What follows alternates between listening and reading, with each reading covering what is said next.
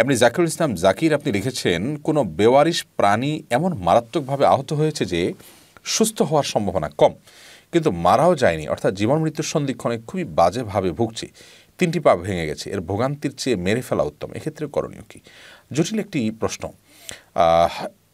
একটি প্রাণী সে এখনও মারা যায়নি, আপনি ইচ্ছাকৃত তাকে মেরে ফেলতে চাচ্ছেন তার কষ্ট লাঘবের জন্য। মানুষের ক্ষেত্রে এরকম যদি করতে চান সেটি তো অবশ্যই নাজায়েজ এবং গুনাহের কথা, সেটি বলাই বাহুল্য। কারণ কোনো মানুষ তিনি যত অসুস্থ হন, যত পীড়িত হন, যত দুর্বল হন, যত সমস্যায় হোক না কেন, তাকে আপনার তার মৃত্যুটা সম্পূর্ণ আল্লাহর উপর ন্যস্ত করতে হবে। এটি তিনি নিজের উপরে কাঁধে যেমন নিতে পারেন না, অন্য কেউ নিতে পারেন না। এক ব্যক্তি নবী করিম সাল্লাল্লাহু আলাইহি সাল্লামের সময় যুদ্ধে লিপ্ত ছিলেন, জিহাদের ময়দানে। তার কোনো একটা হাত কেটে গিয়েছিল এবং সেটার কাটার কারণে, তরবারির আঘাতে কাটার কারণে যন্ত্রণায় তিনি কাতরাচ্ছিলেন, কষ্ট সহ্য করতে না পেরে ওইটা তিনি টেনে ছিঁড়ে ফেলতে গিয়েছেন এবং আত্মহত্যা করেছেন।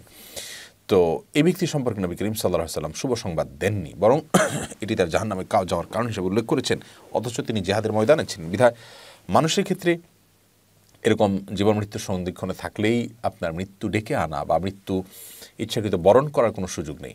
আমরা আজকাল পশ্চিমা দুনিয়াতে অনেক দেশের কথা জানি যে দেশগুলোতে হাসপাতালে মানুষকে রাইট দেওয়া আছে যে কেউ যদি ধরুন ক্যান্সারে আক্রান্ত হলেন বা দুরারোগ্য ব্যাধিতে আক্রান্ত হলেন, তিনি দরখাস্ত করে মৃত্যুর জন্য ইনজেকশন বা মেডিসিন ইত্যাদি নিয়ে দুনিয়া থেকে চলে যাওয়ার উদ্যোগ গ্রহণ করতে পারেন। সেরকম সুযোগ বা স্কোপ তাদের কাছে আছে।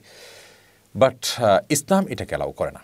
ইসলাম বলে যে জীবন এবং মৃত্যু আল্লাহ রাব্বুল আলামিনের উপরে ছেড়ে দিয়ে রাখতে হবে।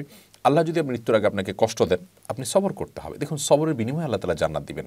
কে কতটা সবর করতে পেরেছে এটাই মূলত দেখার বিষয়। বিধায় আমাদের কাজ হবে এই টাইমগুলোতে ধৈর্যের পাহাড় হয়ে থাকা, অটল অবিচল থাকার চেষ্টা করা। আল্লাহ তার মুওয়াফফাক এবং তৌফিকপ্রাপ্ত বান্দাদেরকে এটি সাধারণত দিয়ে থাকেন। বিধায় এই চেষ্টা আমাদের থাকতে হবে। এটা আমি কাউকে হত্যা করা জায়েজ নয়।